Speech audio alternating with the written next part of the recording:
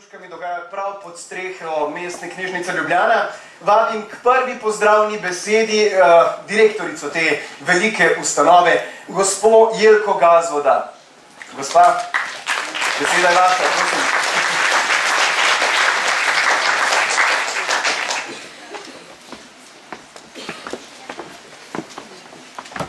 Pozdravljeni, v velikem številu ste napolnili to dvorano, zelo nas veseli, da ste prišli na praznik Zlatih hrušk. Moj pozdrav je namenjen prav vsem vam, ki cenite otroško knjigo in ki cenite to, da se nekdo ukvarja z njo. Danes bomo tu podelili nekaj priznanj, nekaj nagrad tistim, ki ste veliko storili za otroško in mladinsko literaturo v preteklem letu. Dovolite, da najprej postavim pred vas dva prebliska o knjigi iz zadnjega tedna. Prvi je z otvoritve letošnjega knjižnega sejma v torek, ko je bilo, vsaj meni, zelo jasno, da je knjiga sicer naša tiha spremljevalka, tako kot sta bila oba klovna, a še kako glasna, ko gre za pripoved o življenju. Drugi preblisk je pa z včerajšnje prireditve ob dnevu splošnih knjižnic v Rogaški Slatini, ki je vsaj meni jasno povedal, da so knjižnice zakladnice znanja, ki se dotaknejo vsakega državljana. Štirje zelo poznani med nami so javno povedali, da so knjige v knjižnicah njihov bistveni navdih za življenje in uspeh. Vesela sem, da lahko z tega mesta in sredi knjižnega sejma kot predstavnica Mestne knjižnice Ljubljana odpiram praznik Zlatih hrušk. To je praznik dobre knjige za otroke in praznik zavestne podpore njenim ustvarjalcem. Naša pionirska, Center za mladinsko književnost in knjižničarstvo, je ob pomoči zunanjih sodelavcev tudi letos opravila veliko delo. Zahvaljujem se vsem kolegicam in kolegom in vsem zunanjim sodelavcem, ki so pregledali in ocenili vso knjižno produkcijo za otroke v preteklem letu. Najlepša hvala vsem tudi za tiste ure, ki ste jih opravili doma. In ker je v vsakem takem slovesnem pozdravu vključeno tudi neko voščilo, mi dovolite zdaj še dvoje voščil. Najprej voščim knjigi Zdravo prihodnost. Knjiga je že večkrat menjala svojo obliko in načine sporočanja. In še jo bo, ker jih bo prilagajala razmeram. Ko je bila še mlada, v času prvih velikih kultur, so načrte za delovanje držav merili s 1000 let. V teh načrtih pa knjigi zmeraj namenili neko ključno mesto, ne glede na to, na kakšnem mediju je bila. Vse velike kulture so razumele, da je knjiga orodje za prenos znanja in zgodb med ljudmi, rodovi in časa. No, knjiga je danes stara že nekaj 1000 let, v sodobnih državnih proračunih pa marsikje nima več tako pomembnega mesta. Zato je lahko naša Zlata hruška tudi pomenljivo opozorilo vsem nam, ki skrbimo za knjigo, da pri načrtovanju vendarle pomislimo, kako dolgo bi radi živeli v spominu potomcev. Vsem domačim knjižnim ustvarjalcem pa voščim dovolj odličnih založb. Ne le literarni navdih in sposobnost ustvarjanja besednih umetnin, tudi vsako strokovno znanje je zlata vredno, tako akademsko, kot obrtniško, teoretično, prav tako kot praktično. Pomembno je, da tako znanje kot navdih prideta na trg, kot danes rečemo, da najdeta bralce in posredujeta informacije. Zlata hruška, čeprav namenjena delom za otroke in mlade, želi javnost upozoriti, da potrebujemo tudi založbe, ki morajo kot hruškina drevesa vsako leto roditi dovolj dobrih sadežev. Nagrajencem pa seveda voščim ob podelitvi nagrad, vsakemu posebej. Hvala.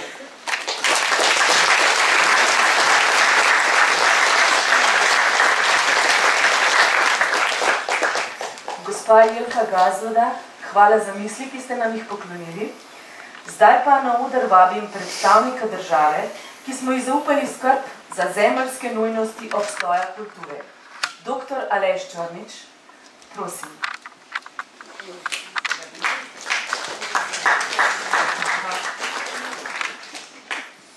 Zamenjali malce, počakali in na oder povabimo slavnostnega. Vsekakor, kot že tudi vem, je gospod Gorenjski žena mi že prej omenil, da je sicer pripravil 1400 strani dolg govor. Dogovorila so se, da ga skrajšala 300, ampak zdaj očitno se je odprlo nekaj prostora, prosim.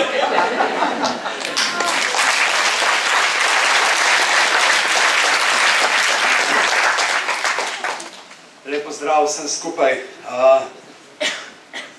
Diskurzna podstat ekvilibriuma v percepciji postmodernističnega fokusa, komuniciranega skozi prizmo edukativnih intencij in aplikacije ekstrakurikularnih aktivnosti v mladinski literaturi, tako da bi verjetno zvenil moj govor, če bi diplomiral, na vašo srečo nisem. Ko so me prosili, da ne bi na literarni prireditvi povedal nekaj o lovljenju ravnotežja, sem se kar odahnil, ko sem izvedel, da bo to na Zlatih hruškah. Ker o ravnotežju je precej lažje govoriti na podelitvi nagrad za otroško književnost, kot na, recimo, dnevih poezije in vina. Čeprav verjetno obstaja kakšna presečna množica. V informacijski dobi neštetih opcij, ki se nam ponujajo na vsakem koraku, je naše življenje sestavljeno iz kopice manjših ravnotežij, ki jih moramo zbalansirati v ravnovesno celoto. Svet, ki večinoma vozi po tirnicah neusmiljene tržne logike, nas skuša prepričati, da smo za svoje delo lahko zadovoljni z drobtinicami, ki padejo od bogataševe mize, mi pa ga skušamo prepričati, da je kakovostno delo vredno več, kot zgolj plačilo vrednosti higienskega minimuma moškega stranišča železniške postaje Kalkuta Zahod. Tako jaz kot prevajalec med vsemi dilemami, ki me obkrožajo, največkrat lovim ravnotežje na vrvi kakovosti, napeti nad zevajočim breznom časa. Pa tu ne mislim ekstremnih primerov, kakor sem jih ravno kar karikiral, marveč večino prevajalskih del izvzemši prevode subvencioniranih besedil. Realnost prevajalskega trga je namreč takšna, da si glede na višino honorarjev prisiljen strpati več dela v enoto časa, kot bi rad. Sicer se proračun konec meseca ne izide, posamezniki pa le stežka dobimo anonimnega investitorja, ki bi nam posodil 1,5 milijardo, pa magar po 4,7% obrestne mere. Dalek stran so idilične predstave o prevajalcu, ki ga muči še posebej zamotana fraza ali stavek, pa si nabaše pipo, sede na verando in se na to uro ali dve guga ter žvrklja po problematični stavek po ustih skupaj s konjakom, dokler ga ne pregnete v zven nebesnih sfer. No, seveda, če mimo ni prinesla Janeza Menarta, ki se je odločil risati tako, da prevajalce v ustih potem ostane samo stavek. Me všeč, da sem vedel, da če bo šla kje Menartova šala, skozi bo šla tukaj. Pri vsaki knjigi si želim, da bi imel na voljo še nekaj dodatnih dni, da bi pošmirgal tiste grobe odseke, ki še malce zbodajo, a če raztegnem en projekt, moram potem krčiti drugega. Tu seveda nezanemarljivo vlogo odigra država, ki se bo v prizadevanju, da bi nam nudila čim več varnosti, kmalu odrezala skoraj polovico avtorskega honorarja. Tako da jaz zdaj čakam dan, ko bom državi dal 80% prisluženega honorarja, ker vem, da bom takrat tako varen, da se bom brez skrbi sredno čist prehodil čez Rakovo Jelšo in upil vsi stereve. Eno od najkočljivejših ravnotežjih, ki jih lovim pri svojem delu, in to na srečo je povsem estetske narave, je ta nenehna borba med knjižnim in pa, če mi oprostite uporabo tega izraza, živim jezikom.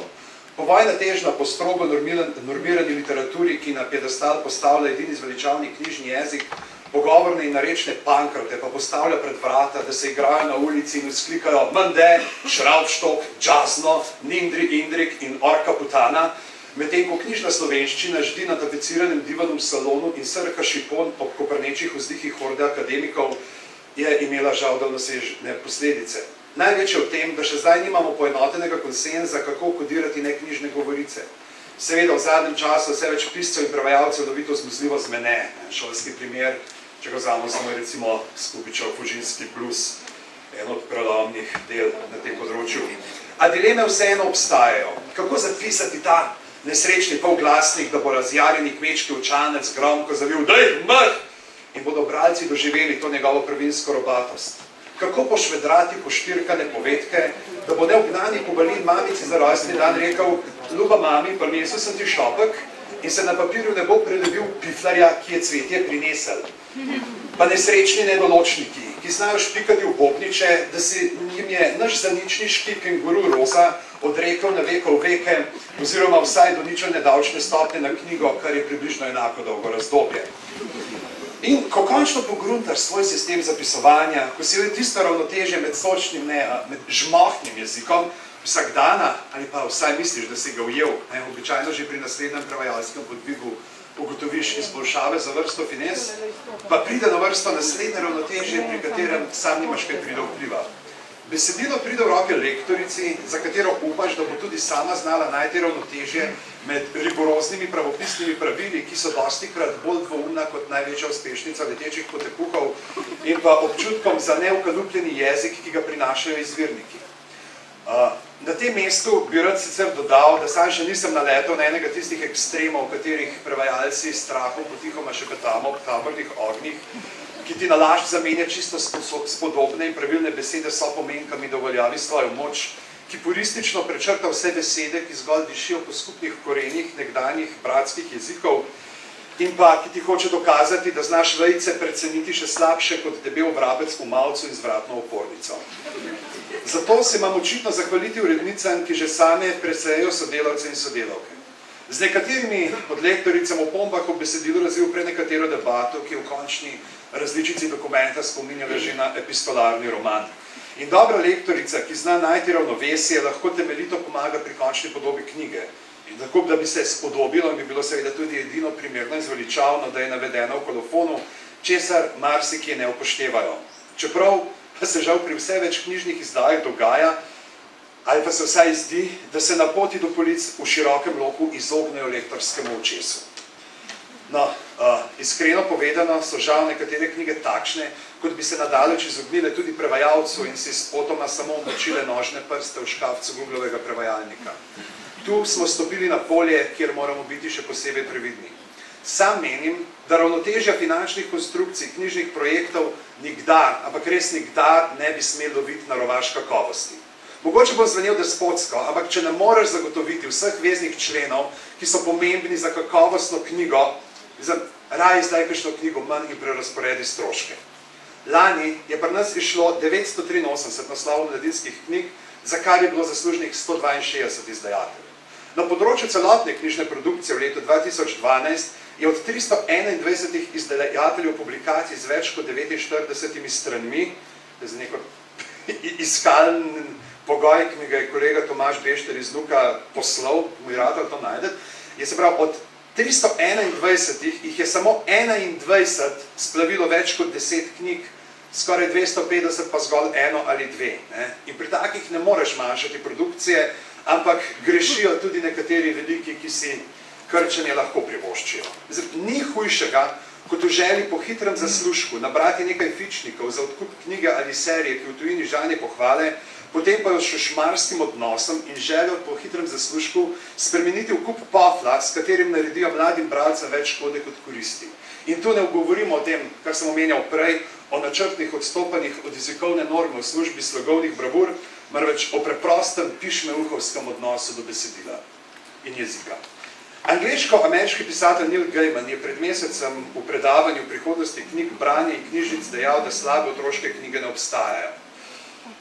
Tukaj moram sam priznati, da imajo kartonke, ki jih kupujem svojemu enoletnemu sinu, res povprečno zgodbo, zelo preprosto in o psihološkem razvoju veliko od njih lahko samo sanjam, ampak, če citiram Gaimana, vsake toliko časa skupina odraslih uperi prst v kakšno podzvrst otroške književnosti, v žanr ali v avtorja in jih razglasi za slabe knjige, knjige, ki jih otroci ne bi smeli brati. Vse skupaj je velik larifari, snobovstvo in traparije. Noben avtor, ki ga otroci radi berejo, ni slab, se je vsak otrok drugačen. Obrabljena, oguljena ideja zanje ni obrabljena in oguljena. Tokrat se z njo seznanijo prvič. Zato ne branite otrokom brati, ker menite, da berejo napačne stvari. Leposlovje, ki ga ne marate, je pot k knjigam, ki so vam mogoče všeč in vsi nimajo enakega okusa kot vi. Konec citata. In tu se strinjam z njim. Za celovito knjižno ponudbo mladim je treba v programu najti tako prostor za lahkotnejšo kot resno literaturo. Sprvo vzgajamo mlade bralce, da posežejo po sledu. Otrokom lahko pod nos molimo kup knjig z visoko literarno vrednostjo, a če so suhoparne in se z njimi ne poistovetijo, se jim knjige lahko zagabijo še bolj kot vampi in jih izgubimo kot bralce. Seveda, pa tudi pri lahkotnejših knjigah ne moremo mimo zahteve, da je knjiga narejena profesionalno in kakovostno. Če sem ves čas govoril o tem, kako loviti ravnotežje na vseh področjih, pa ne za konec prerežem napet rdečo nit. Ves čas smo iskali ravnovesje, ampak v mojih očeh so najboljše knjige tiste, ki ti ga porušijo. Knjige, ki pretresejo svet tvojih vrednot. Knjige, ki te uvedejo v nova spoznanja. Knjige, ob katerih si med branjem zgolj nemočen list, ki ga sapa zapisanih besed premetava sem ter tja in ga neusmiljeno buta ob stene. Knjige, ki ti vzamejo vse, v kar si bil prepričan in te prepišejo z novimi spoznanji in zavedanji, naj si bo glede tebe, sveta ali književnosti same. Pa ni nujno, da so te knjige to, kar nekateri oziroma pojmujemo in imenujemo visoka literatura. Še posebej otroške knjige lahko s humorjem, hudomušnostjo in predvsem enakopravno obravnavo različnih skupin pomagajo otrokom, da se naučijo sprejemati drugačnost, preizpraševati slepo zaupanje v avtoritete in ga naučiti, kako se samostojno spopadati s svetom. Otrokom ne smemo skrivati knjig s tematikami, ki si nekaterim zdaj kočljive, seveda pod pogojem, da so obravnavane primerno bralčevi starosti. S temi oporekani literaturi se žal srečamo skoraj da že pri vsaki razgrnitvi seznamov za bralna tekmovanja. Zdaj je neka tematika pregrozna za mlade misli, spet drugič je krivo to, da se nekdo obnaša neprimerno, čeprav je v knjigi predstavljen kot izrazito negativen lik, s katerimi se bralci niti podrazno ne poistovetijo. Če hočejo knjige, v katerih se bodo tudi antagonisti vedli poštirkano in vljudno, da se potem ne čudijo, če mladi ne bodo sami znali razlikovati moralnih dejanj od nemoralnih, ker jim bo vse isto. Če bomo skrivali te knjige, s tem ne bomo izbrisali negativnih pojavov. Otroci in mladi bodo kvečemu nepripravljeni, če ali ko se bodo srečali z njimi. Lahko se zgodi, da bodo mislili, da so svoji stiski osamljeni, še huje, da so sami krivi zanjo, da jih je to doletelo. S knjigami in pogovori, ki jim sledijo, jim lahko ponudimo vsaj nekakšen oklep, ki jim bo premagal prebroditi stiske ali kaži pot, ki jih bo usmeril, kam naj se zatečejo po pomoč. Patrick Ness je pošasti iz knjige 7 minut čez polnoč usta položil besede. Zgodbe so beštih. Kdo ve, česa vsega so zmožne, ko jih enkrat spustiš zvajati. In želeti si moramo čim več neugnanih, nebrzdanih, neukročenih zgodb. Zgodb, ki nas bodo metale v zrak, žonglirale z našimi čustvi in spoznanji, ter nas na koncu odložile prenovljene, presunjene in boljše.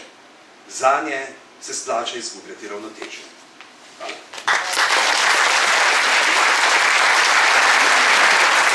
Hvala.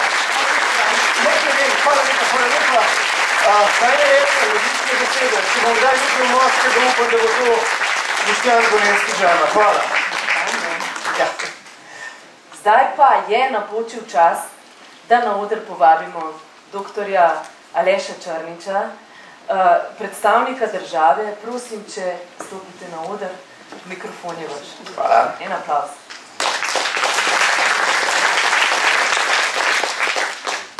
Hvala lepa, dober dan, pozdravljeni. Najprej iskreno opravičilo za tole zamudo, ne spodobi se, čeprav prihajam iz menda neodložljivih obveznosti, ampak moram vam iskreno priznati in lahko mi verjamete, da sem res vesel, da sem tukaj z vami v letošnjem prazniku Zlatih hrušk. To je, koliko ga razumem, sam praznik branja, praznik kakovostne slovenske knjige, ilustracije, pa tudi, mislim, da lahko rečemo kar praznik slovenskega jezika. Zlata hruška je skupaj s priročnikom za branje kakovostnih mladinskih knjig zanesljiv, ažuriran in zato nad vse dobrodošel uvodnik po bogatem naboru mladinske literature. Gre za primer zelo dobro zastavljenega, kontinuiranega programa kulturno-umetnostne vzgoje, po katerem se kaže zgledovati. In na Ministrstvu za kulturo smo dejansko storili prav to.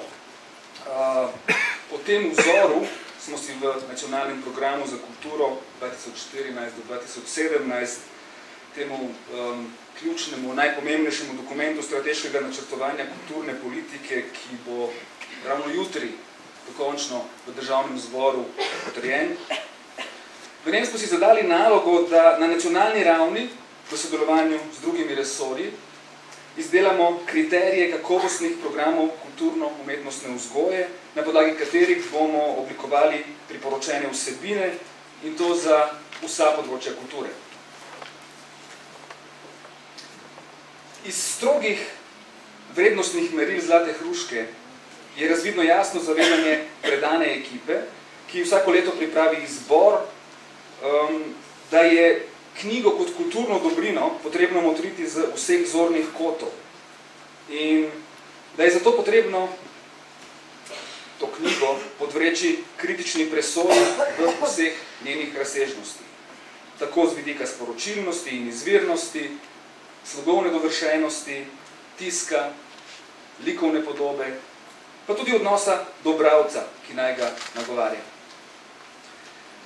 Zlata hruška ocenjuje leposlovna, pa tudi poljudno-znanstvena, celo nekoliko bolj strokovna dela. Tako je tudi prav. Knjigi se namreč lahko zatečemo vselej, ko iščemo informacije, pa ne samo takrat. Nanjo se lahko zanesemo tudi takrat, ko preprosto iščemo navdih ali pa samo sprostitev. Izbor za Zlato hruško temelji na pestri beri kriterijev, ki v bistvu predstavljajo razloge, zaradi katerih sežemo po knjigi. Hkrati pa celotna akcija daje vedeti, da je še bolj kot to, zakaj se odločimo brati, pomembno, da sploh beremo. Brati kvalitetno čtivo pomeni širiti meje lastnega jezika, s tem pa, kot vemo, tudi meje lastnega sveta. Še več. V udobju in varnosti doma ali pa v knjižnici odkrivamo tudi druge svetove, realne ali pa fiktivne, spoznavamo njihovo raznolikost in se s tem bogatimo. Z branjem preskočimo leta, včasih celo stoletja, ki so jih v nabiranju modrosti potrebovali naši predhodniki. Prihranjeno nam je prehoditi iste poti, kot so jih morali sami, ali pa celo ponavljati iste napake, zgolj zato, da bi se iz njih kaj naučili. Preprosto stopimo na ramena avtorjev in zato lahko vidimo dlje. Osebno, kot družboslovec, v Zlati hruški vidim nadvse pomembno sporočilo, da kot družba cenimo dostopnost kvalitetne literature za mlade, ki je pomembna za njihovo kulturno in tudi za njihovo splošno pismenost. Za oblikovanje tega, čemu v sociologiji rečemo kulturni kapital. Ta je trden garant za posameznikovo socialno mobilnost, za njegovo ali pa njeno kritično mišljenje in avtonomno delovanje. Zato to akcijo iskreno iz vsega srca pozdravljam. Pa ne le kot državni sekretar na kulturnem ministrstvu, ampak tudi kot predavatelj na fakulteti, tudi kot oče in nenazadnje kot član te družbe. Zaradi takih projektov, kot je tale, je življenje v naši družbi ne le znosnejše, temveč tudi bolj smiselno in gledano v celoti bolj kvalitetno. Hvala.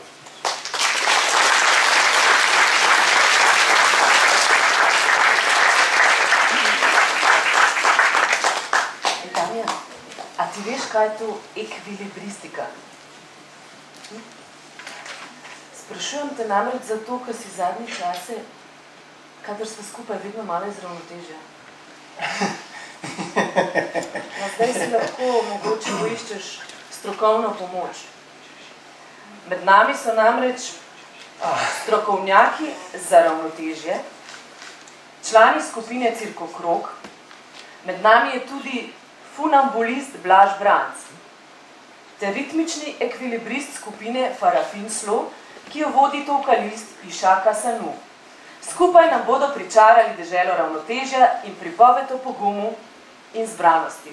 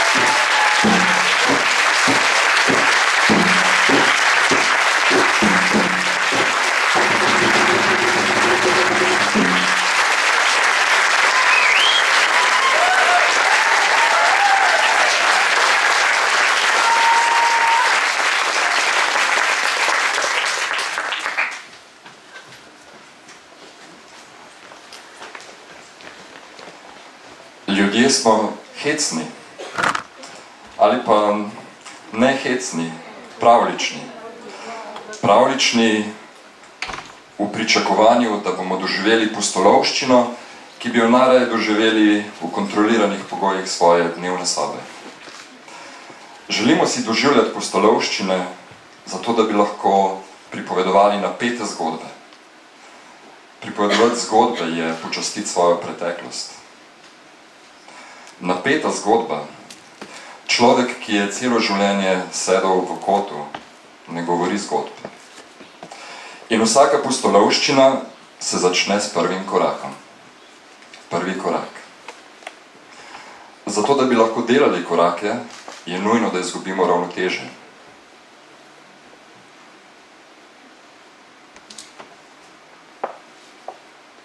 Kar poskušamo, je se premikati in ves čas obdržati ravnotežje. Biti pomirjen z neravnotežjem je ravnotežje. Rad bi vam povedal 3 zgodbe. Prva zgodba je zgodba o prvem koraku, prvič na 2,5 metrih hoje po žici s palico. Zgodba govori o moji iniciacijski delavnici, ko sem postajal vrvohodec, in govori o tem, da smo skupino, s katero smo se skupaj trenirali, prvič šli na višino 2,5 metrov, to je približno nekaj tagale, in imeli smo varovanje, tako da v bistvu nismo bili v nobeni življenjski nevarnosti. Ampak ko enkrat stojiš na tisti začetni platformi s palico, dolgo 7 metrov, težko 8 kilogramov, hitro pozabi, da je pravzaprav telo v varnosti, ker praznina zeva in pustolovščina je pred nami. In prvi korak, neverjetno, ko gre enkrat stopalo na žico, široko 16 mm, pove, to je nemogoče, padel boš. In kljub temu, da telo že zna hoditi, ker smo se učili na manjših višinah, vendarle prepričuje telo, da telo tega ne zna. In prvi korak je trajal neskončno. Najprej sem ga začel takole z desno in čutil, kako se mi tresejo noge. Sem se spomnil na navodilo inštruktorce, ki je rekla, ne začinajte vedno z isto nogo. In sem rekel, ok, jaz vedno začinam z desno. Bom šel z levo. Pa prav a zdaj boš šel prvič z levo, zdaj pa mogoče res niso najboljše razmere. In se pomaknem nazaj in do te točke sem se že tako tresel, da je izgledal nemogoče. In takrat sem se spomnil na besede Aleksandra Freja, ki je rekel, zato da bi prečkali, se moramo najprej res odločiti. Sem rekel, ok, in sem se res odločil in sem šel. In kar je najbolj neverjetno je, ko enkrat z obima nogama stojiš na žici in ugotoviš, da nisi padel in da dejansko stojiš in je vsakič znova hecno, da pravzaprav gre, ko si enkrat na poti, še kar obstajaš. In je šlo korak za korakom, dokler nekje v sredini, ko se žica najbolj trese, ni prišla panika. Totalna panika, izguba ravnoteže, skratka, tik pred tem se že pripravlja na scenarij, kako bom padel, ne, a bom, a ne bom padel, ampak kako bom padel. In v tej agoniji, v tej drami, v tej krizi se zgodi najbolj nelogična stvar. V tej želji, da bi vzpostavil ravnotežje, je edini način, da vzpostaviš ravnotežje to, da narediš še en korak. In še en korak, in še en korak, in naenkrat ugotoviš, da si spet zravnan in da gre žica naprej, življenje gre naprej. Ko sem prišel na drugi konec, prvič 12 metrov dolge žice, sem ves v stresu odložil palco, se obrnil do inštruktorce in rekel, ampak zakaj toliko strahu? Zakaj toliko strahu? Ker sploh ni bilo težko v resnici. Druga zgodba je zgodba o tem, kako je naša skupina v Belgiji prečkala kanal, 9 metrov visoko nad reko, 25 metrov daleč. In je potem reflektiral kolega Valentin in je rekel, na začetku je vsa teža, ves strah, vse pada dol v vodo. In potem greš in na koncu si svoboden. Ampak zakaj ne bi že začeli svobodni in potem samo še plesali? Zadnja zgodba govori o slavnemu Filipu Petiju, ki je sredi 70-ih prehodil po žici med dvojčkoma, napeto na terasi dvojčkov VTC v New Yorku. Njegova zgodba se prav začne že prej. pred tem velikim podvigom. Njegov sloviti stavek je: objekt mojih sanj še ne obstaja. No, kasneje je ta objekt našel. In po tej neverjetni pustolovščini in nekje v filmu Mož na žici so tole njegove besede. Lahko se odrečem sebi ali pa živim na žici. Hvala lepa.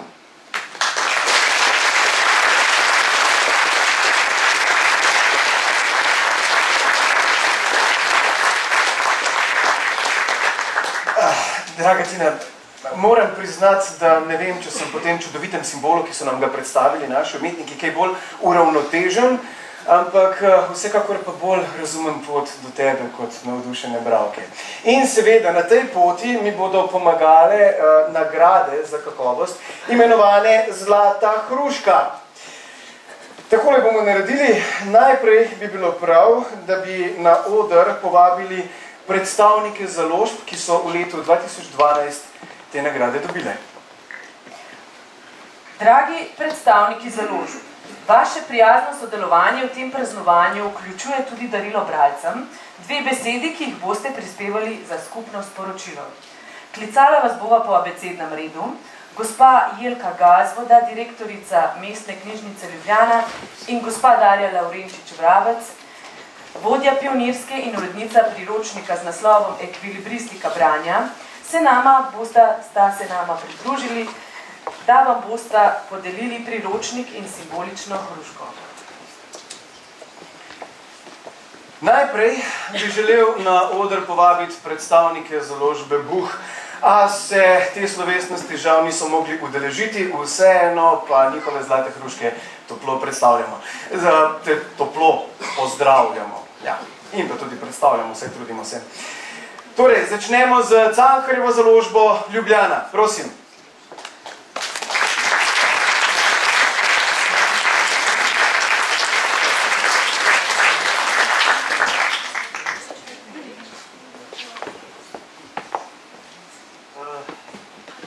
Bom vzel 4, zato ker je to pravzaprav naš moto, že odkar delamo zbirko Majsten, to je kdor bere me bruci.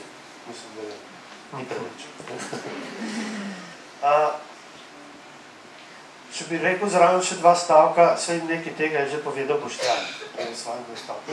Namreč, kako zbirati oziroma delati program za mlade, za odraščajoče, med 2 skrajnostma. Ena skrajnost je ta, ki pravi, da je treba pač biti, ta že, hvala Bogu, kolikor to presežena, da je treba biti pač, ne vem, strog, paternalističen in tako naprej. Iz tega se mi zdi ratela neka reakcija, ki se pa pol razvila v svoje nasprotje, namreč, da je treba pa vse olajšati, vse približati, vse pripeljati na prvi, mislim, do vrat, do dosega, in se kasneje celo to pol seveda celo skomercializiralo. Mislim, da je pot nekje vmes v enem sproščenem pristopu do mladih, do znanja in do vsega tega, kar nas obdaja. In bom rekel eno osebno izkušnjo, ko sem imel 6 let, so me, glede na to sem s kmetov, so me seznanili z Bogom, z večnostjo, z dušo. Naprej je vse mačji kašelj, kot bi rekel Boštjan, oziroma, kot se reče po slovensko, piece of cake. Hvala lepa. Celjska Mohorjeva družba Celje. Prosim.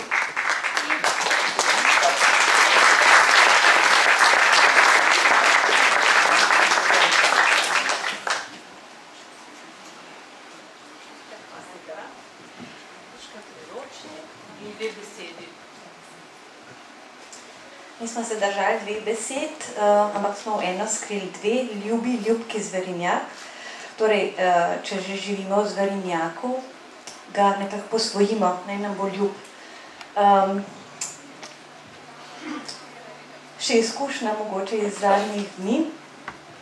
2 velika Slovenca sta me navdušila in spomnila tudi na to knjigo, ki je letos dobila zlato hruško, to je knjiga naša izdaja Quentina Blakea Benjamin. ki ponuja nek blagohoten pogled na otroštvo, na človeški razvoj.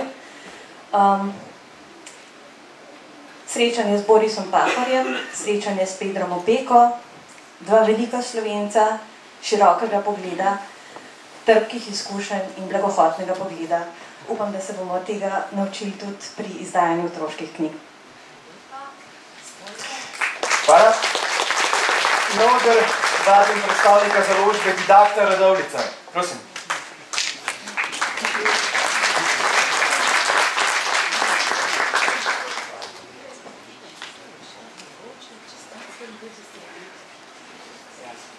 Hvala. Jaz se bom res držal samo dveh besed. Pa ene mahne zahvale. Besede, ki založba daruje, predvsem mladim bralcem, je puhasta drobtina. Bi se pa rad zahvalil mladim bralcem, da berete naše knjige in upamo, da vam bomo še kakšno lepo knjigo zavalili. Hvala. Hvala lepa. E-besede Ljubljana.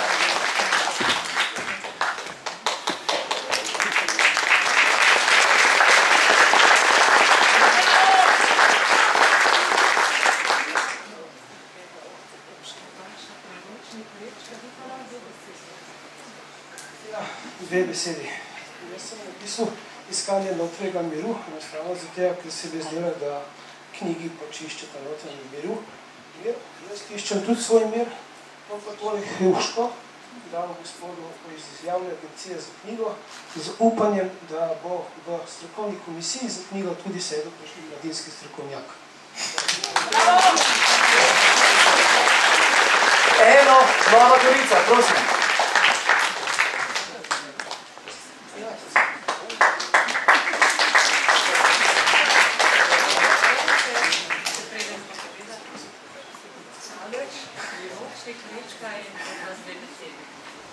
Naša dve besedi sta okolje in živali, v bistvu predvsem zaradi tega, ker si želim, da bi se generacije, ki prihajajo za nami, nekako malo bolj osredotočile na okolje in živali, ker mislim, da smo mi popolno že pozabili na to.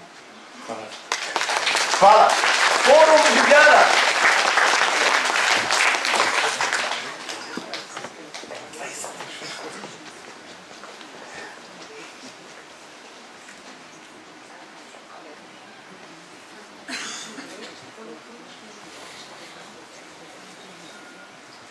Naši dve besedi sta Vesolje domišljije. Mislim, da povesta vse o ustvarjanju Matjaža Šmita, da sta v bistvu domišljija in raziskovalna nuja najboljša popotnica mladim bralcem. Hvala. Gradbena založba Ljubljana. Prosim.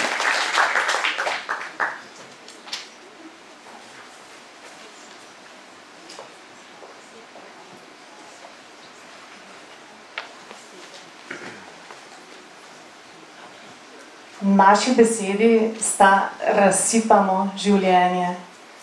Iz pesmi, z nagrajene zbirke pesmi Življenje. In sicer smo izbrali te dve besedi zato, ker se fokusiramo nekako na bralca in na to, da dajemo, da razsipamo pač lepe stvari. Hvala. Hvala. Kres, Ljubljana, prosim.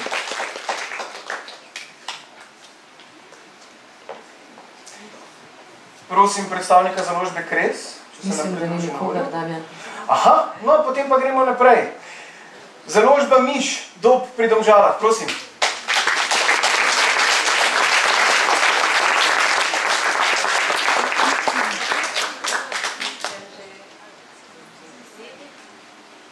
Ja, naše dve besede pa sta trdo delo in mislim, da vsi razumete, zakaj, ker je vse te knjige vloženo veliko truda in trdega dela. Hvala. Mladinska knjiga Ljubljana.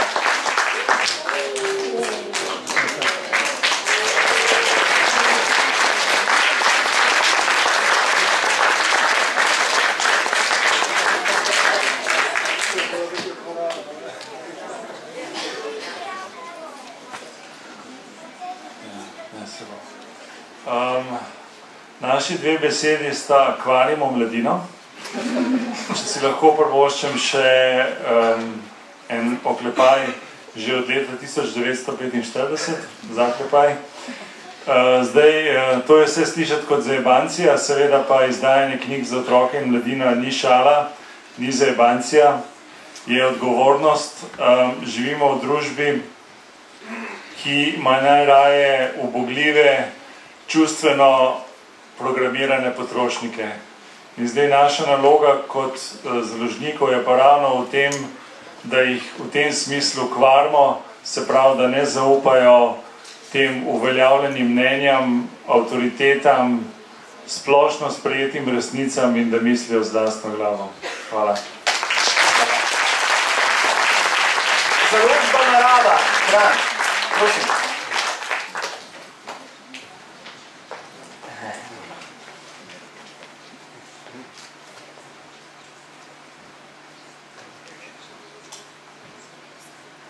Ja, naši dve besedi sta pa živeti z naravo, ki poleg teh dveh knjig tudi poosebljata našo celotno založbo. Hvala. Novi svet, Ljubljana.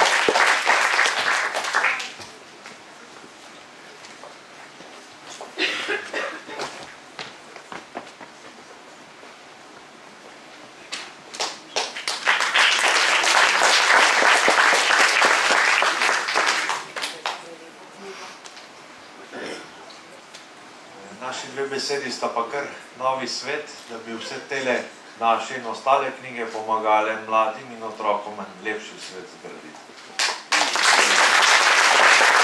Založba Okrasnik, Ljubljana.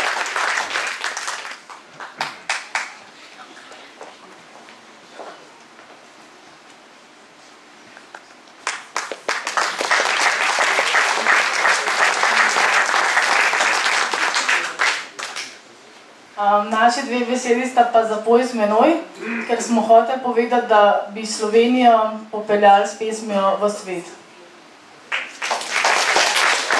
Pomurska založba, Murska Sobota, prosim.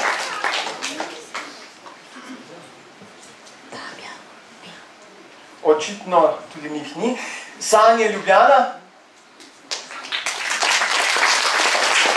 Mi se zahvaljujemo v odsotnosti, vem pa, da so tukaj Sodobnost International Ljubljana.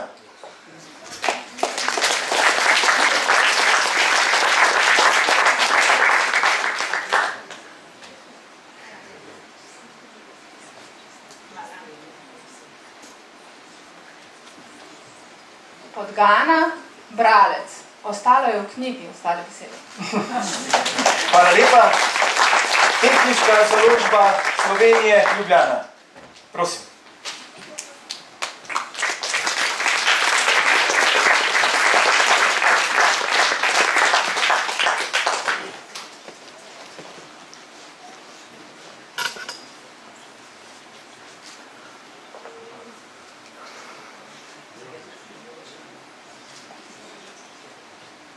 Ne bo težko uganiti, naši dve besedi sta tehnika pa delovanje. Tehnika zato, da bi se že mladi čim prej začeli zavedati, da brez tega ne gre. Delovanje pa tudi zato, ker če stvari ne delujejo, je to ne.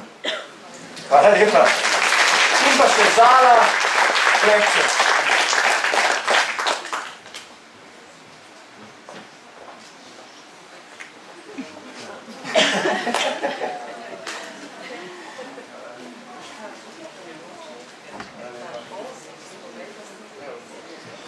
Midva sva kar dva, ker vedno pravimo, da je tiger naš ambasador, tako da so tudi besede primerne, čohamo tigra.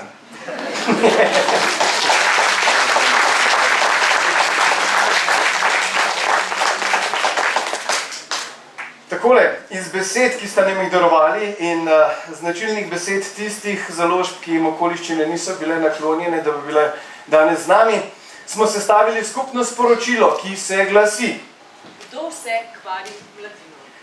Trd narodov blagor, ni dela. Ta, ki sanjam Pomurja in vlakom ob morju hromi delovanje koles. In ta, ki z Vitorepcu nastavlja puhaste drobtine.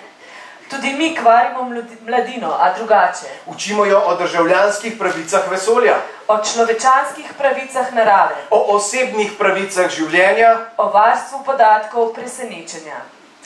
Učimo jih tehnike petja o miru. varovati okolje dvojine, razsipavati srčne poglede, domišljije ne zapiramo v ljubek zverinjak in žival želja učimo brati. Kdor hoče živeti iskanje, mu odklenemo nov svet. In imamo večere, ko nas nebo ogrne v barve tigra, da zadovoljni čohamo njegove oblake. Nas podgana zbere k svojim zgodbam in reče, nekoč.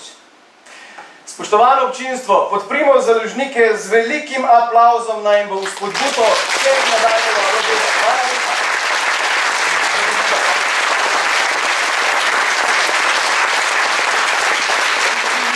Prosimo vas za skupno fotografijo. To je pogumno, eden za drugega.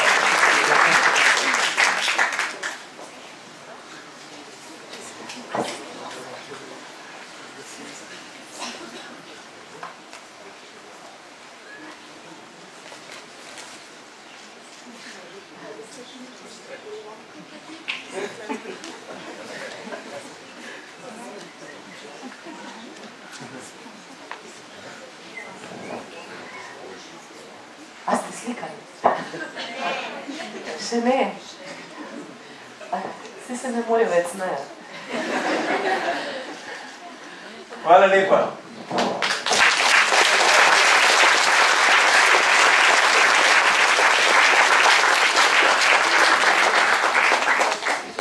Zdaj pa je prišel trenutek, ko bomo podelili posebna priznanja Zlata hruška trem založniškim vrhuncem leta 2012. V kategoriji prevedene mladinske knjige sta letos 2 knjigi dobili enako število trdne podpore vseh, ki odločajo o priznanju v pionirski in slovenski sekciji IBI, zato bosta to priznanje izjemoma prijeli 2 knjigi. Ali je to nepričakovano naključje ali neko presenetljivo ravnotežje v vesolju, ne vem. Ampak v času, ko podeljujemo priznanja Zlata hruška, je na obisku v Sloveniji tudi avtor ene od izbranih knjig. To je gospod Patrick Ness, avtor trilogije Hrup in Kaos. Privolil je, da bo na tej slovesnosti naš gost, ker pa je njegov čas v Sloveniji razprodan, bomo podeljevanje pričeli s kategorijo prevedenih knjig. Najprej na oder vabim direktorico Mestne knjižnice Ljubljana, gospo Jelko Gazvoda, gospo Tilko Jamnik, predsednico slovenske sekcije IBI in sopodeljevalko priznanja za prevedeno mladinsko knjigo, in pa doktorja Aleša Črniča. Prosim.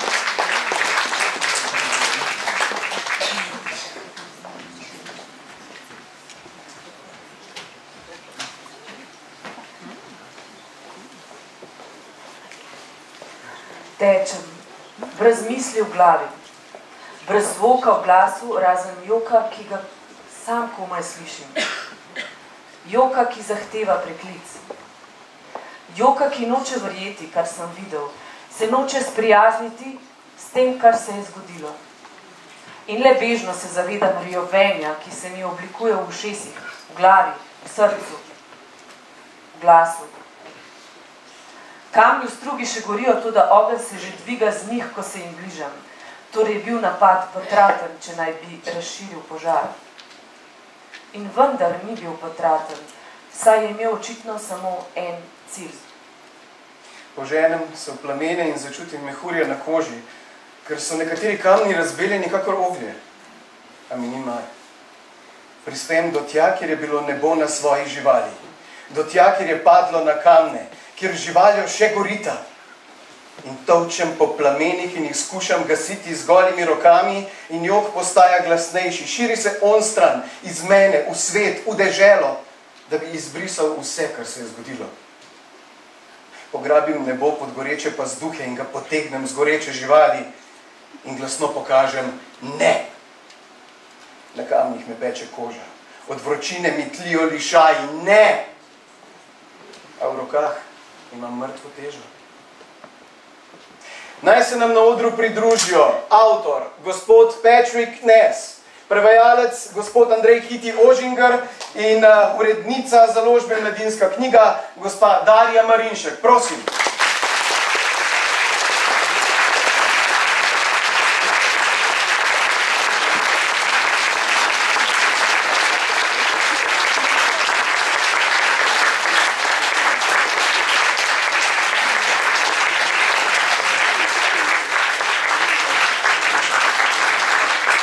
Pionirska center za mladinsko književnost in knjižničarstvo, Mestna knjižnica Ljubljana in slovenska sekcija IBI podeljujete priznanja Zlata hruška 2013 prevedeni mladinski leposlovni knjigi Vojna pošasti, ki jo je napisal Patrick Ness, prevedel pa Andrej Hiti Ožinger.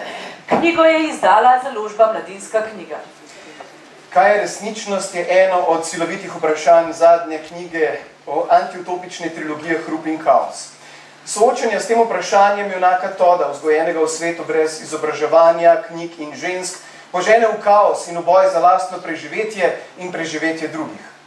Hrup in kaos, ki ga doživljata predvsem Tod in Viola, bralcu postavljata kup vprašanj o pomenu človečnosti, o pomenu vrednot in o pomenu spoštovanja drugega. Knjiga bralca sili, da razmišlja o odločitvah, da razume angažiranost ter se sooči s tem, da egoizem ni primarna vrlina, čeprav posamezniku omogoča preživeti. Da je preziranje ravnotežja pogubno. In izjemen občutek za ravnotežje knjiga zahteva tudi od prevajalca, saj mora od berljivosti in komunikativne razumljivosti uravnotežiti več nivojev jezika.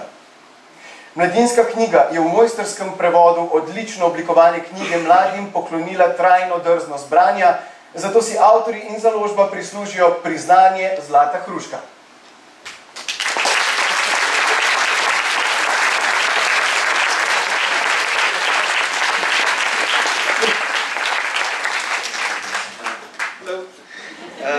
Fortunately, the only words in Slovenian that I know are hvala lepa. Oh, thank you. Yes, 2 words. Thank you. Very impressive. I know that this award is given by librarians, and I have been very lucky in my career to have had the support of librarians in the UK and in the US, and it's delightful to receive an award from a group who knows kids reading at the very front lines. And also, I would not have won this award today, absolutely would not have won this award today if it weren't for Andrej, so I'd like Andrej to say thank you as well.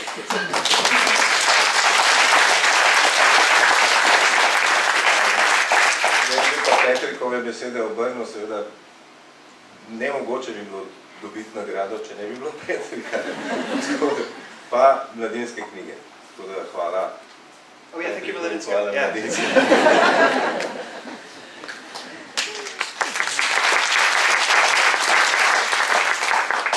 Še iz perspektive mladinske knjige mi se res zahvaljujemo za to nagrado. Prej je Boštjan imel eno zelo dolgo definicijo kakovostne knjige za mlade in mislim, da je to knjiga, ki ti pretrese svet. Petrikova knjiga v Andrejevem prevodu nedvomno pretrese svet vseh. Hvala.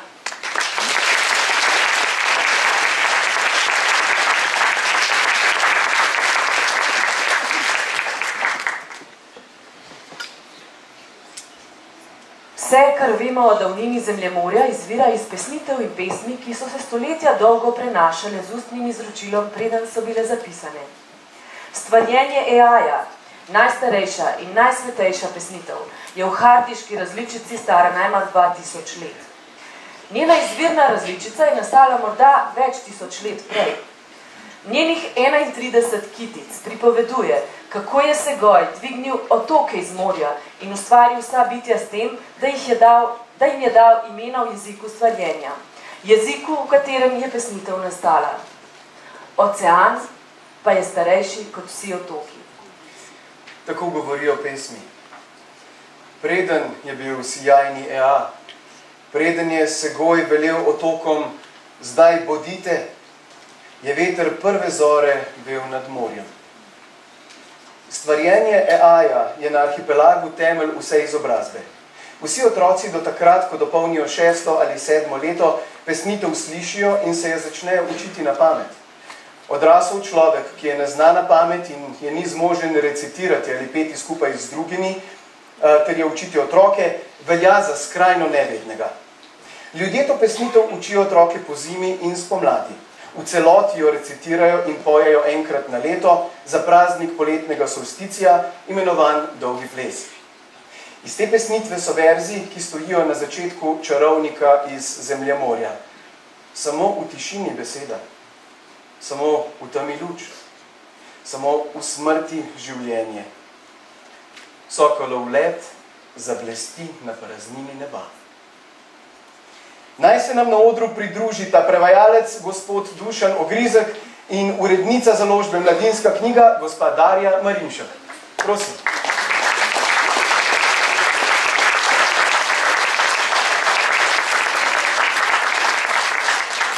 Pionirska center za mladinsko književnost in knjižničarstvo, Mestna knjižnica Ljubljana in slovenska sekcija IBI podeljujeta priznanje Zlata hruška 2013 prevedeni mladinski leposlovni knjigi Zgodbe iz Zemljemorja, ki jo je napisala Ursula K. Legin, prevedel pa Dušan Ogrizek. Knjigo je izdala založba Mladinska knjiga. V 5. knjigi sage o Zemljemorju pisateljica s fiktivno antropološko dokumentiranostjo odstira 5 časovnih utrinkov iz predrojstva njenih epskih junakov Geda, Tenar in Tehanu. 5 kratkih zgodb, ki so sicer literarne mojstrovine same zase, bralcem v mnogočem poglablja doživetja in možna razumevanja arhipelaške sage. Knjiga in njen mojsterski prevod v slovenščino pa je tudi svojevrsten poklon znanosti, še posebej antropologiji. Ko s posnemanjem znanstvenih postopkov iz namišljenih drobcev namišljene preteklosti ustvarja epske svetove in osebe z literarnimi triki, noče ukaniti naše vero v znanost, ampak znanosti prizna poezijo in jo vabi k njej. Avtorica namreč verjame, da poetičnost edina zmore obdržati vez med človekovo preteklostjo in prihodnostjo in s tem človekov obstoj sami. Založba Mladinska knjiga in prevajalec so s to knjigo bralcem in našemu jeziku podarili literarni biser velike čarodejke fantastičnih svetov in si s tem prislužili priznanje Zlata hruška.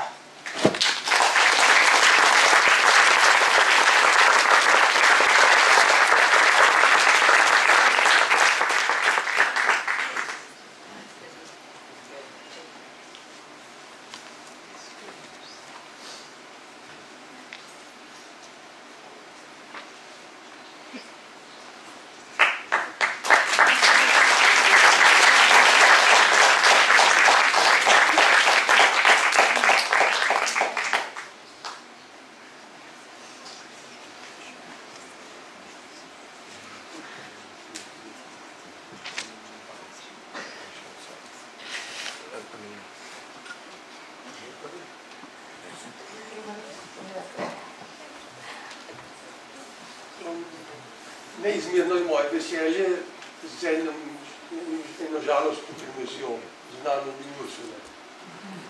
Točno mesec dni je izpolnila 84 let in ne potuje več veliko.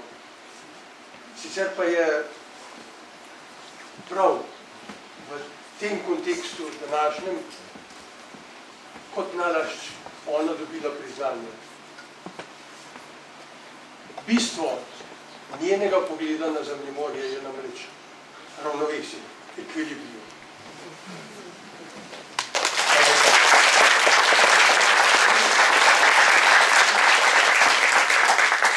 Jaz bi gospoda Dušana dopolnila sam s tem, da to je seveda priznanje za avtorico, ampak tudi za prevajalca.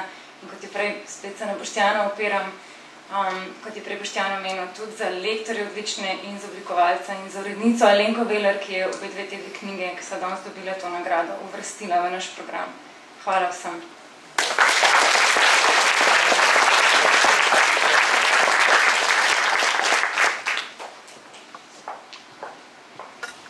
Zadnji 2 stoletji sta v zgodovini Zemlje in tudi v zgodovini naše človeške vrste zelo posebni. Človek je namreč s svojimi izumi in spremembami svojih življenjskih navad postal globalna sila na našem planetu. Vse do konca 17. stoletja je bila energija lesa, vetra, vode, živalske vprege in človeških mišic glavni vir za pridobivanje mehanskega dela, ki je v bistvu podpiralo človeško civilizacijo. Vse to so bili obnovljivi viri energije ali energija, ki je nastajala sproti in je ni bilo v obilju. Fosilna energija v kombinaciji s tehnološkimi izumi pa je človeku omogočila bistveno večjo energetsko rabo, saj sta premog in nafta nastajala in se kopičila milijone let. Človeška vrsta se je tako rešila ekoloških omejitev, ki jih drugim življenjskim oblikam postavlja vsakoletna zaloga sončne energije. Ni se nam treba več ozirati na to, kaj nam vsako leto nudi mati narava. Mnogi pravijo, da smo zato vstopili v novo geološko obdobje, imenovano po nas, antropocen. Ena glavnih značilnosti antropocena pa je spreminjanje vsebnosti toplogrednih plinov, zlasti ogljikovega dioksida v ozračju. Morda pri vsem sploh ne gre toliko za odnos do okolja, kot za odnos do samega sebe, za notranji mir in zadovoljstvo, ki sta močan motiv, da se začnemo do okolja obnašati bolj prijazno. Naj se nam na odru pridružijo avtorica, gospa Lučka Kajfež-Bogataj, ilustrator, gospod Izar Lunaček in urednik Cankarjeve založbe, gospod Zdravko Dušan.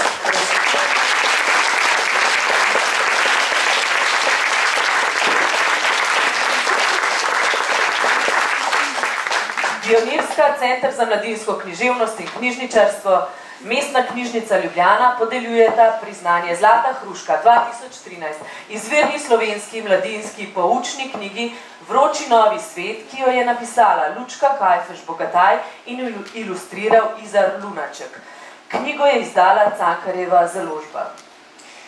Slovenska klimatologinja in pionirka raziskovanja vpliva podnebnih sprememb na naše življenje se s poljudno-znanstvenim delom obrača na mlade bralce kot na tiste, ki bodo kmalu odločili o kakovosti življenja na planetu. Z jasnim in jedrnatim jezikom, brez odvečnega infantilnega olepševanja, predstavi 8 resnejših podnebnih problemov, ki jih na koncu vsakega poglavja povzame v strnjene poudarke.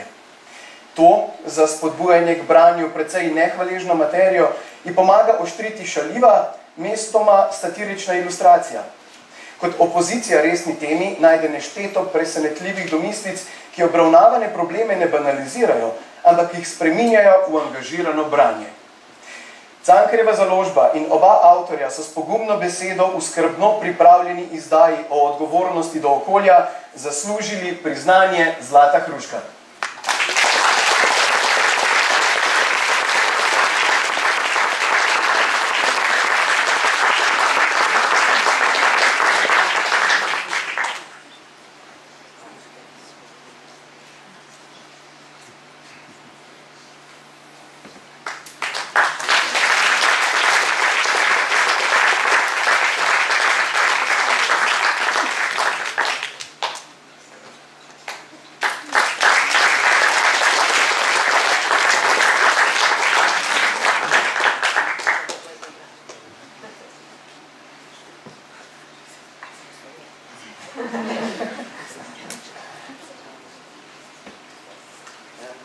Pozdrav najprej vsem, da si kar veliko vidim, zdaj prej nisem videla, samo v prvi vrsti. Hvala za to nagrado, pa hvala seveda tudi vsem, ki so sploh to knjigo omogočali. Prvo tisti, ki so namenili knjigi subvencijo, verjetno drugače ne bi bilo v tem uredniku, ki je preganjal, da je bila narejena še v pravem času, in pa seveda ilustratorju, ki je naredil morda knjigo tako, da je zato všeč mladim bralcem. Jaz sem mislila samo 2 besedi, mogla povedati, pa sem jih tudi pripravila, mogoče tisto, zakaj je bila knjiga napisana, je dejansko zelo preprosto in tudi vsem ostalim jo priporočam, še da jo boste kdaj prebrali, izvedi več. Mislim, da je to glavni moto. Hvala.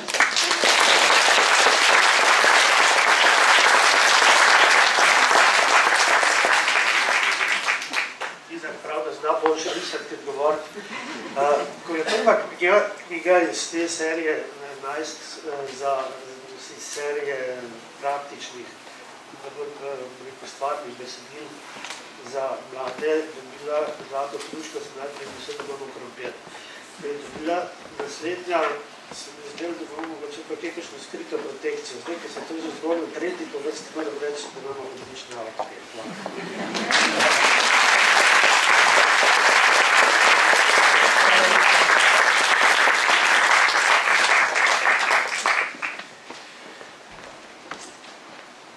Avto je drevo.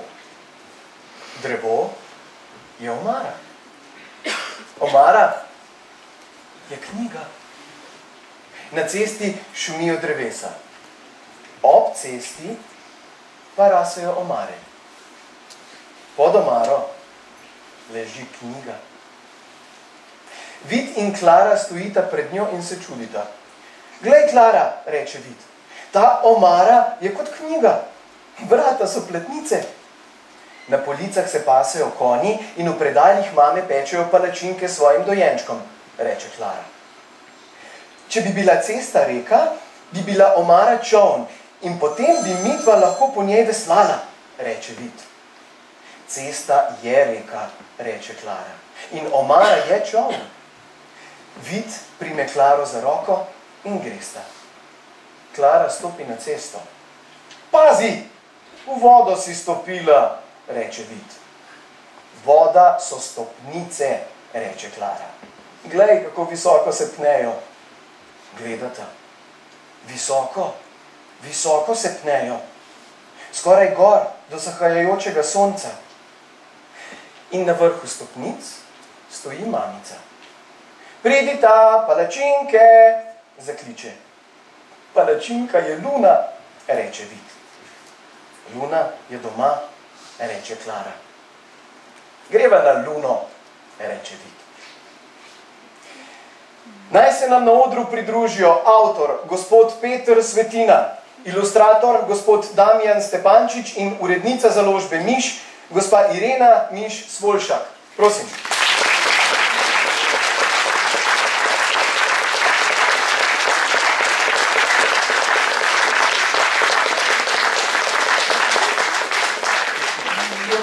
Center za mladinsko književnost in knjižničarstvo, Mestna knjižnica Ljubljana.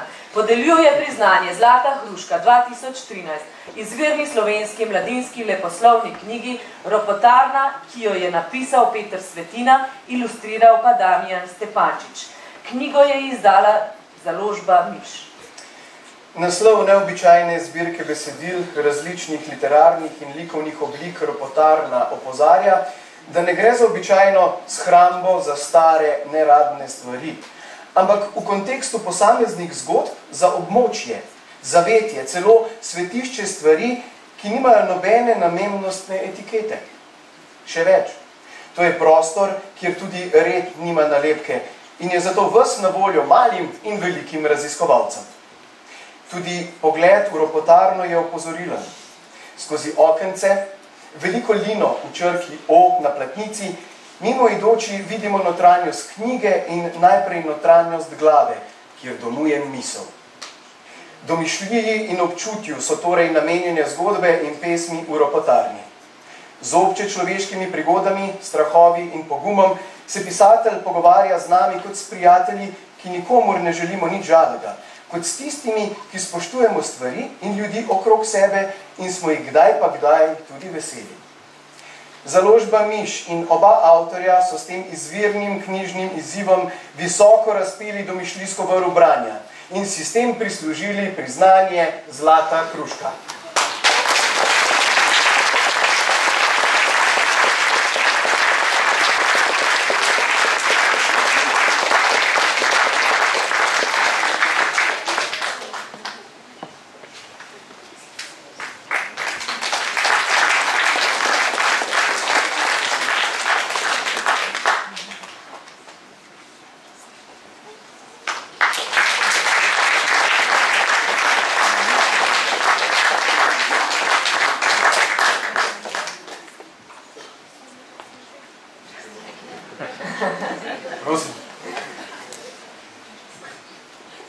Jaz imam težavo s hruškami.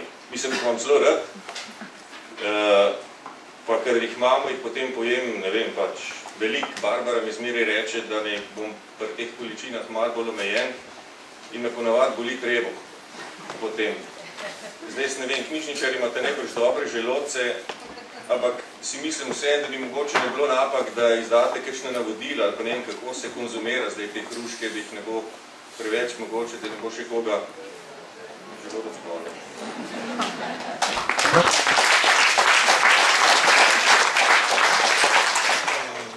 Ja, hvala za tole. Če je vrhovodec rekel, da se hodi po vrvi, ki je debela 16 km, potem se pravzaprav ilustratorji sprehajamo po debelini papirja.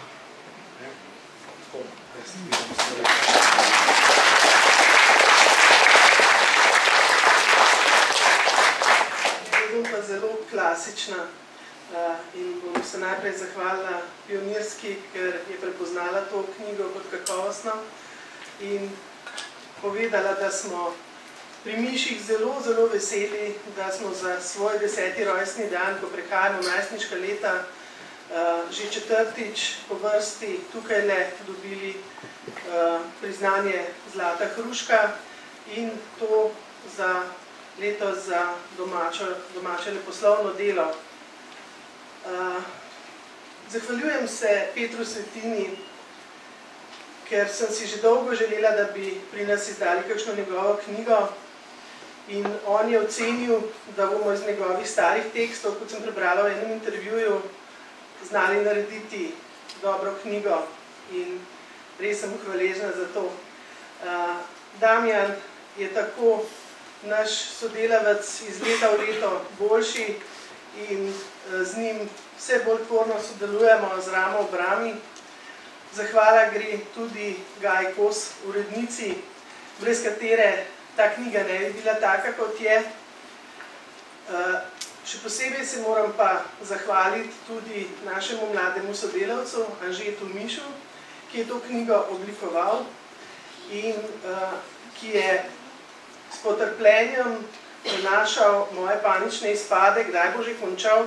On je pa kar še vedno vrtel te ilustracije, preizkušal barve, skratka, brisal razne pikice z ilustracij in stoično prenašal vse to s ciljem, da je knjiga nastala čim boljša. Veseli smo, ker imamo tako dobre ustvarjalce, ampak kljub temu vsakič, ko dobim knjigo iz tiska, jo strahom odprem, ker se velikokrat kakšna napaka prikrade noter. In tudi v tej knjigi je ena napaka, ki jo ni našel niti avtor, niti urednica, niti jaz ob zadnjem pregledu. V imenskem kazalu Čudakin in čudakov namreč ni nobene miši, niti miša. In upam, da bomo knjigo ponatisnili, da bomo to popravili. Hvala vam.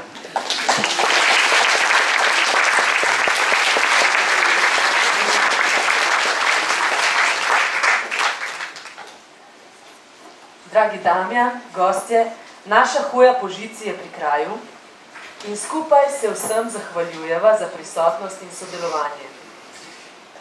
In vsem želiva veselo snidenje tudi prihodnje leto. Pam, pararam, pam, pam.